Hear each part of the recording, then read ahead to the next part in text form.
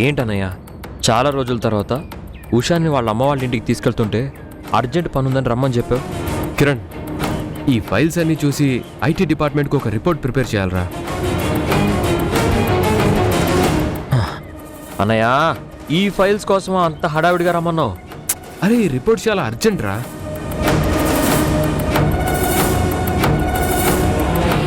అన్నయ్య, ఇవి రేపు మార్నింగ్ చూసుకుంటే సరిపోయేది కదా. కిరణ్ని కూర్చోపెట్టి రౌండప్ చేశారంటే వీళ్ళేదో కొత్త కార్యక్రమానికి శ్రీకారం చుడుతున్నారనిపిస్తుంది. అయినా ఈ పనులన్నీ నాకెందుకన్నయ్య? మామ్ డాడ్ ఉన్నారు, నువ్వు ఉన్నావు, మీరందరూ ఉండగా నేను చేసేది ఇంకేముంటుంది చెప్పు?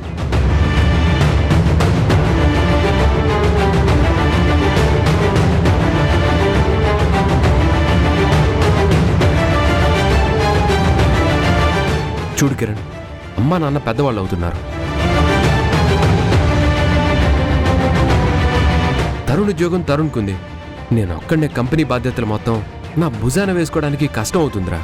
సో ఇక నుంచి నువ్వు కూడా ఆఫీస్ పనుల్లో ఇన్వాల్వ్ అవ్వాలి. అన్నయ్య, ఏం చెప్పాలనుకుంటున్నావో డైరెక్ట్గా చెప్పు. నువ్వు కూడా ఆఫీస్ బాధ్యతలు షేర్ చేసుకోవాలంటున్నాను. ఇల్లంతా సైలెంట్గా ఉందేంటా అని, వైలెంట్గా ఏదైనా జరిగితే బాగుంటుందని ఇలా అనుకున్నాను. లేదు, అలా వైలెంట్ విషయానికి బీజం పడింది. కిరణ్ని ఆఫీస్ పనులు చూసుకోమని ఇప్పుడు అత్తయ్య గారు కూడా అడుగుతారు. కిరణ్ లేదు అంటాడు. అత్తయ్య గారికి కోపం తన్నుకొస్తుంది.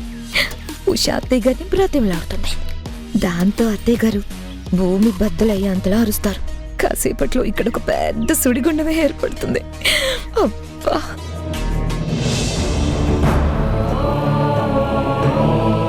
ఏంట్రా ఏం మాట్లాడావు?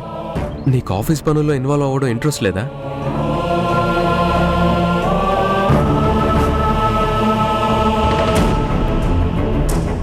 అన్నయ్య ప్లీజ్, ఇప్పుడు నేనున్న సిచ్యుయేషన్లో నేను ఆఫీస్ పనులు చూసుకోలేను. అండ్ నాకు ఇంట్రెస్ట్ కూడా లేదు.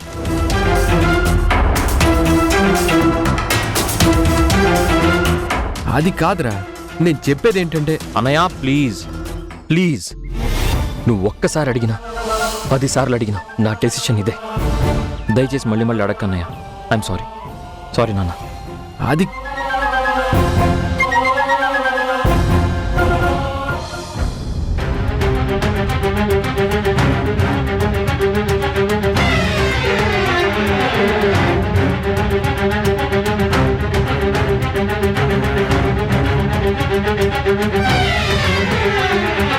అదేంటి, ఇక్కడ పెద్ద తుఫాన్ వచ్చిపోతుందని నేను ఎక్స్పెక్ట్ చేస్తే చిన్న నీటి తుంపరలు కూడా పడకుండా సిచ్యుయేషన్ ఇలా చల్లారిపోయిందేంటి? వాడు అలా అంటుంటే మీరేం మాట్లాడరండి నాన్న. మీకు అవసరానికి సలహాలైతే ఇవ్వగలను కానీ ఆదేశించి చేయమనిలేను కదరా. వాడు ఇప్పుడిప్పుడే ఆఫీసు బాధ్యతలు తీసుకునే ఉద్దేశం లేదన్నాడు కానీ ఎప్పటికీ రాను అనటం లేదు కదా. టైం ఇచ్చి చూద్దాం.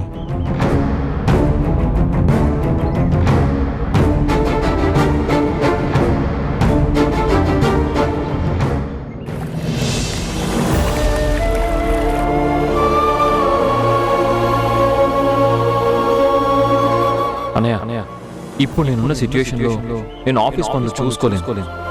అండ్ నాకు ఇంట్రెస్ట్ కూడా లేదు.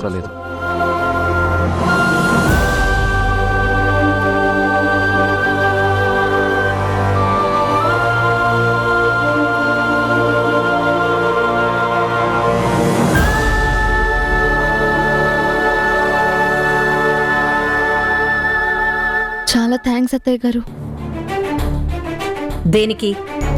మా అన్నయ్య మీద పెట్టిన కేసు రిటర్న్ తీసుకున్నారని తెలిసింది. ఈ కాలంలో ఒక మనిషి మీద చెడ్డవాడు అన్న ముద్ర వేయడం ఎంత ఈజీనో, పడిన ఆ ముద్రను చెరపడం అంత కష్టం. ఒక్కసారి ముద్ర పడినా దాన్ని చెరిపే ప్రయత్నం చేశారు. మీకు ఎలా కృతజ్ఞతలు చెప్పాలో కూడా నాకు తెలియడం లేదు. ఏంటి, నన్ను ఇంప్రెస్ చేయడానికి ట్రై చేస్తున్నావా? అనుమానం వచ్చింది, అరెస్ట్ చేయించాను. నిర్దోషం తెలిసింది, కేసు రిటర్న్ తీసుకున్నాను. అంతేగాని నీతోనూ మీ కుటుంబంతోనూ పొగిడించుకోవడానికి నేను ఈ పని చేయలేదు. మీ అన్న స్థానంలో ఎవరున్నా నేను అలాగే చేసేదాన్ని. మీ ధర్మం మీరు చేశారు అనుకోవడానికి కూడా పెద్ద మనసు ఉండాలి అత్తయ్య గారు. ఏదేమైనా మా అన్నయ్యకి మాత్రం పెద్ద సహాయం చేశారు. చాలా థ్యాంక్స్. ఆగు.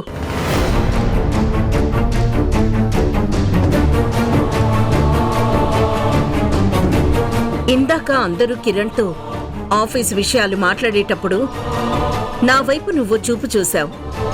దాని అర్థం ఏంటి? నేను మామూలుగానే చూశాను అత్తయ్య. లేదు, దాని అర్థం కిరణ్ మీరు కోరుకుంటున్నట్టు ఆఫీస్కి రానంటున్నాడు. ఇప్పుడు ఏం చేస్తారు అని నన్ను ప్రశ్నించినట్టు అనిపించింది. You don't worry. కిరణ్ని ఎలా ఆఫీస్కి రప్పించాలో, వాణ్ణి బిజినెస్లోకి ఎలా తీసుకురావాలో నాకు బాగా తెలుసు.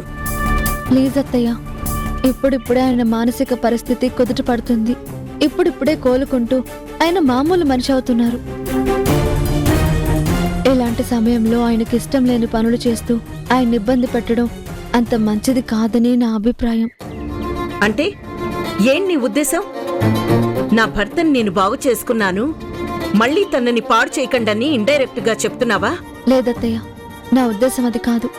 మీరు చిన్నప్పటి నుంచి ఆయన్ని ఎంత అల్లారు ముద్దుగా పెంచుంటారో నేను ఊహించుకోగలను. ఆయన అడిగిందల్లా ఇచ్చుంటారు. ఆయన కోరుకున్న దగ్గరికి మీరు తీసుకెళ్ళుంటారు. కానీ ఇప్పుడు మాత్రం ఎందుకు ఆయన కోరుకున్న సంగీతాన్ని దూరం చేసి ఆయనకిష్టం లేని బిజినెస్ లోకి తీసుకువెళ్లాలనుకుంటున్నారు? కిరణ్ నా కొడుకు. వాడి ఇష్టాలేంటో, ఏది మంచో ఏది చెడో నాకు తెలీదా? నువ్వు చెప్తే తెలుసుకోవాలా? మీకు కావాలనుకున్నట్టు ఆయన ఉండాలనుకోవడంలో తప్పు లేదు. కానీ ఆయన నరాల్లోనూ సంగీతం నిండిపోయింది. ఆ సంగీతం ఆయన నుండి ఎవరూ వేరు చేయలేరు.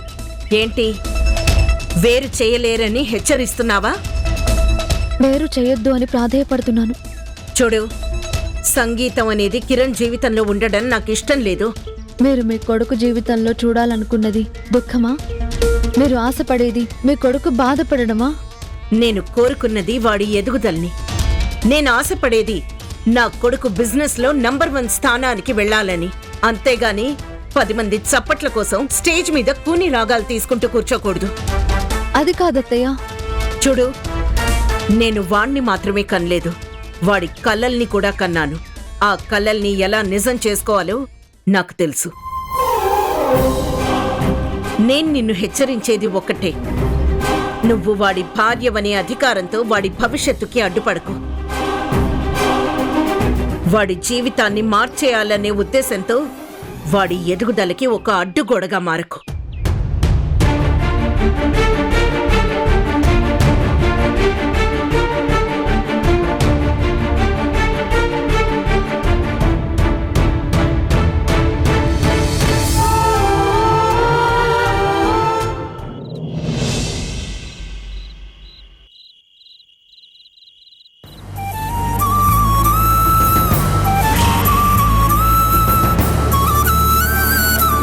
ప్లీజ్ అత్తయ్య, ఇప్పుడిప్పుడే ఆయన మానసిక పరిస్థితి కుదుట పడుతుంది.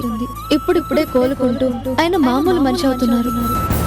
ఇలాంటి సమయంలో ఆయనకి ఇష్టం లేని పనులు చేస్తూ ఆయన ఇబ్బంది పెట్టడం అంత మంచిది కాదని నా అభిప్రాయం. కానీ ఇప్పుడు మాత్రం ఎందుకు ఆయన కోరుకున్న సంగీతాన్ని దూరం చేసి ఆయనకి ఇష్టం లేని బిజినెస్ లోకి తీసుకువెళ్లాలనుకుంటున్నారు?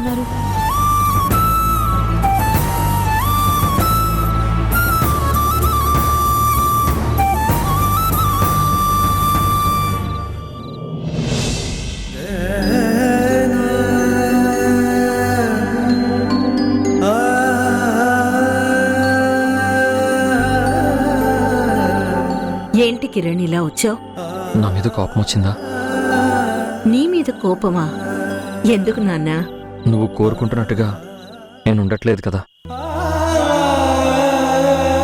నాకు నిజంగా ఆఫీస్ రెస్పాన్సిబిలిటీ తీసుకోవాలని లేదమ్మా. అందుకే అన్నయ్యతో అలా చెప్పేశాను. ఈ మాట నేనేమన్నా బాధ పెట్టిందా? చచ్చ, అదేం లేదు నాన్నా. నా పిల్లల నుండి నేనెలా ఆశిస్తానో అలాగే నా పిల్లలకి కావాల్సింది ఇవ్వడం కూడా తల్లిగా నా బాధ్యత. నీకేది ఇష్టమో ఏది ఇష్టం కాదు చెప్పడానికి ప్రయత్నించావు, అంతే కదా.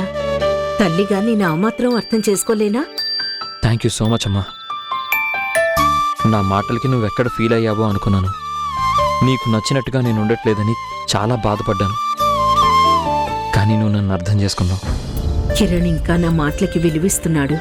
వీడు ఉష వైపు వెళ్లకుండా నా తల్లి ప్రేమతో కట్టిపడేయాలి.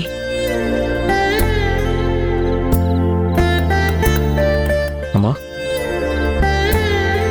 గుడ్ నైట్ అమ్మా. కిరణ్, అమ్మా, ఉషకి నీకు మధ్య అంతా సవ్యంగానే ఉందా? నువ్వు నన్ను ఎంతగా ప్రేమిస్తున్నావో ఉషా కూడా నన్ను అంతగానే ప్రేమిస్తుందమ్మా. నా జీవితంలో నువ్వు ఉషా 2 కళ్ళు లాంటి వాళ్ళు. ఎవరెక్కువ అంటే చెప్పడం చాలా కష్టం. అయినా ఇవన్నీ ఇప్పుడెందుకు అడుగుతున్నావమ్మా? నువ్వు సంతోషంగా ఉండడం కావాలి. ప్రతి క్షణం బాధ అనేది తెలియకుండా బ్రతకాలి. అందుకే నీకనుగుణంగా నీ భార్య ఉందో లేదో అని తెలుసుకుంటున్నాను. థ్యాంక్ యూ సో మచ్ అమ్మా. నువ్వెప్పుడూ నా మంచి కోసమే ఆలోచిస్తావు. కానీ నేనే నీకు ఇష్టం వచ్చినట్టు ఉండలేకపోతున్నాను. నా బిహేవియర్ నిన్నేమన్నా ఇబ్బంది పెట్టుంటే వన్స్ అగైన్ ఐఎమ్ సారీ. తల్లి బిడ్డల మధ్య కన్నపేగు బంధమే ఉండాలి కానీ క్షమాపణలు ఉండకూడదు నాన్న. సరే, ఇప్పటికే చాలా లేట్ అయింది, వెళ్ళి పడుకో. గుడ్ నైట్ అమ్మా. Good night.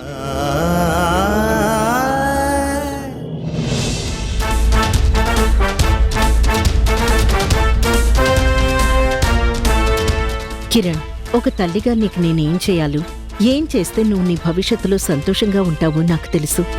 నువ్వు సంతోషంగా బ్రతకడానికి కావలసిన అసలైన దారి నేను నీకోసం వేయబోతున్నాను. అందులో నడవడానికి సిద్ధంగా ఉండు.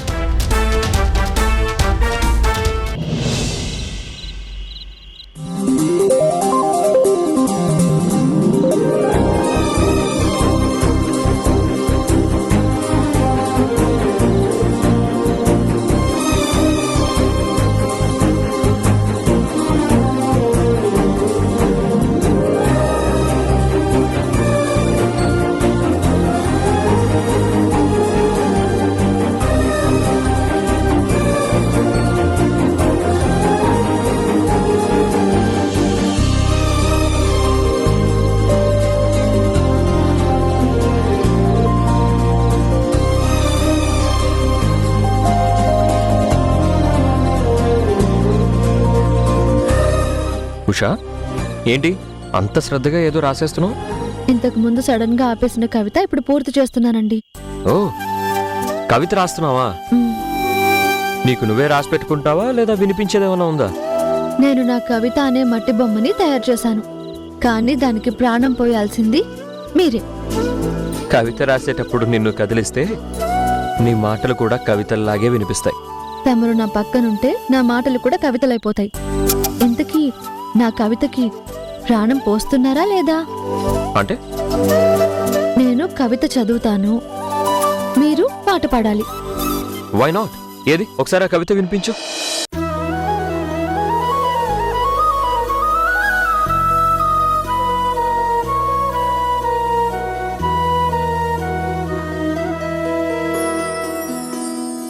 పొన్న చెట్టు నీడలోన మేను వాల్చిన పొగడ పూలమాల నీకై అల్లి ఉంచిన.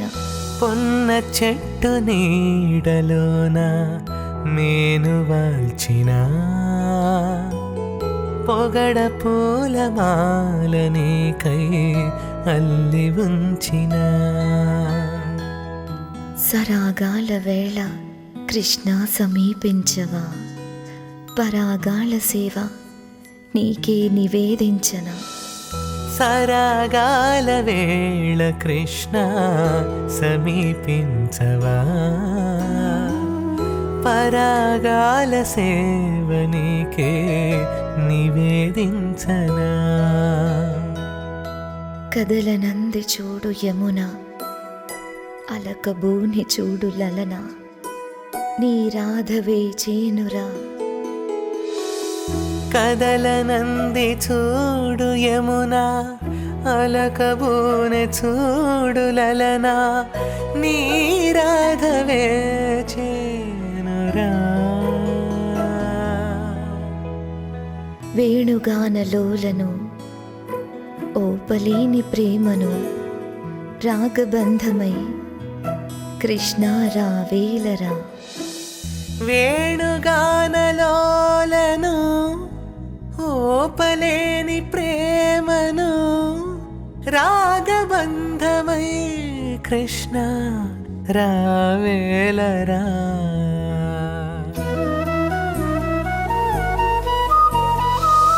పొన్న చెట్టు నీడలోన నేను వాల్చిన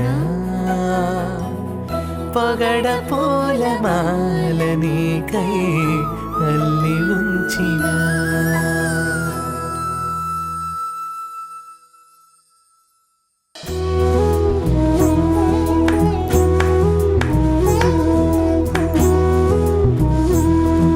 అద్భుతంగా ఉంది. అచేతనంగా పడి ఉన్న నా కవితకి మీ స్వరాలు చేరిన తర్వాత చలనం వచ్చినట్టు అనిపిస్తుంది. మరీ ఎక్కువగా పొగిడేస్తున్నావేమో. పొగిడితే తప్పే ఉంది. అద్భుతాలను చూసి ఆశ్చర్యపోతూ కూర్చోకూడదు. వాటికి కావలసినన్ని పొగడ్తలు కూడా పొగడాలి. నిజంగా చాలా చాలా బాగుంది మీ పాట. అప్పుడే విరిసిన పువ్వుల్లా, అప్పుడే కురిసిన మంచు బిందువుల్లా, అప్పుడే గుప్పుమన్న మంచి గంధంలా ఉంది. Thank you.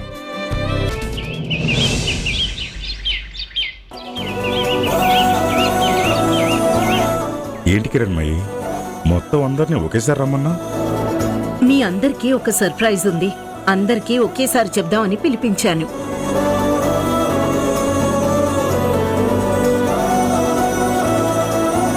సర్ప్రైజా?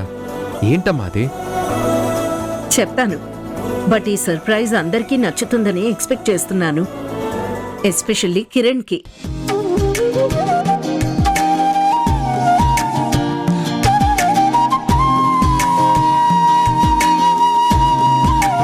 అసలు విషయం ఏంటో చెప్తే కదా నచ్చుతుందో నచ్చదో చెప్పడానికి. సస్పెన్స్ ఆపి అసలు విషయం ఏంటో చెప్పు కిరణ్మయి. ఇదిగో ఈ ఇన్విటేషన్ చూడండి.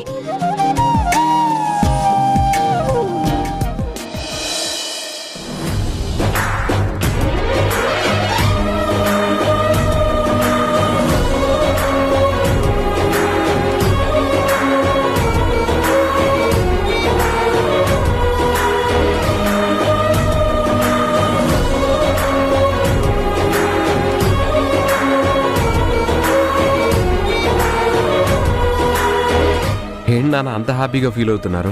అమ్మ అంత మంచి సర్ప్రైజ్ ఇచ్చిందా? ఏదైనా హఠాత్తుగా ఒక అద్భుతం జరిగినప్పుడు ఆశ్చర్యపోతూ ఉంటాం.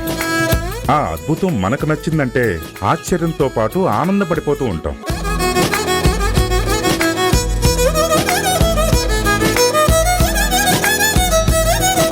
కాస్త అర్థమయ్యేలా మాట్లాడండి నాన్న. ఆ సర్ప్రైజ్ ఏంటి? ఇది సర్ప్రైజ్ అనడం కంటే సెలబ్రేషన్ అంటే బాగుంటుందిరా. ఈయనలో ఈయన మురిసిపోతే ఏం లాభం? దాంట్లో ఏముందో 10 మందికి చెప్తేనే కదా సంతోషించాలో కడుపు మార్చుకోవాలో తెలిసేదే.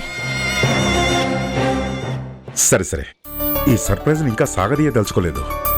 రే కిరణ్, నువ్వు ఎన్నో రోజులుగా ఎదురు చూస్తున్న మ్యూజిక్ కాన్సర్ట్ ని మీ అమ్మ అరేంజ్ చేసిందిరా.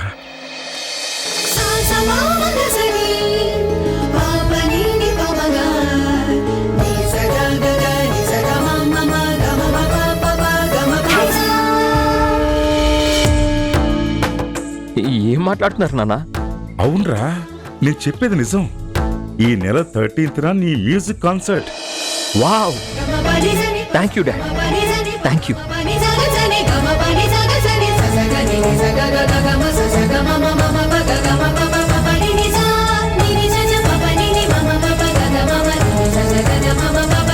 నేను బిలీవ్ చేయలేకపోతున్నాను మామ్. నా కోసం నువ్వు మ్యూజిక్ కాన్సర్ట్ అరేంజ్ చేసావా? అవును నాన్న. Thank you so much.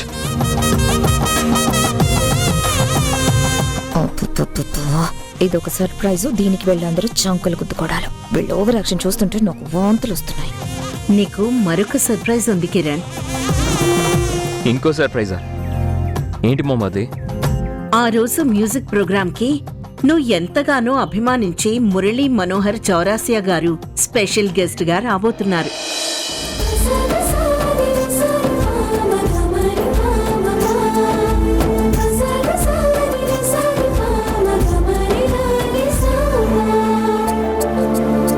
ఏమైంది కిరణ్? మామ్, నువ్వు ఇస్తున్న గిఫ్ట్ నేను లైఫ్ లాంగ్ మర్చిపోలేను. చౌరాసియా గారి ముందు నా కాన్సర్ట్ అంటే అసలు నమ్మలేకపోతున్నాను. Thank you mom, thank you so much. ఇన్నాళ్ళకి నన్ను నా ప్యాషన్ని అర్థం చేసుకున్నావు. ఏరా కిరణ్, ఇప్పుడు హ్యాపీయా? హ్యాపీయా అని అడుగుతావేంటనయ్యా? ఈ రోజు కోసం నేను ఎన్నేళ్లుగా వెయిట్ చేస్తున్నాను.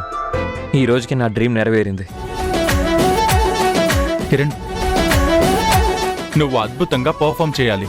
నువ్వేంటో ఆయన ముందు ప్రూవ్ చేసుకోవాలి. మ్మ్.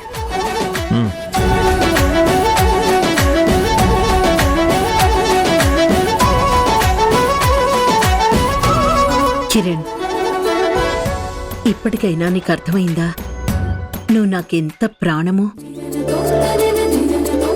అమ్మెప్పుడు నీకోసమే ఆలోచిస్తుందిరా. నీ మంచి కోసమే ఏదైనా చేస్తుంది. నాకు తెలుసు mom. Thank you so much.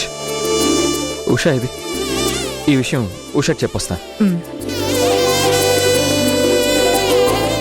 Kiranmayi, Kiran తరపున నేను ఇంకోసారి థ్యాంక్స్ చెప్తున్నాను. ఇప్పటికైనా మీకు నా మీదున్న అభిప్రాయం మారిందా?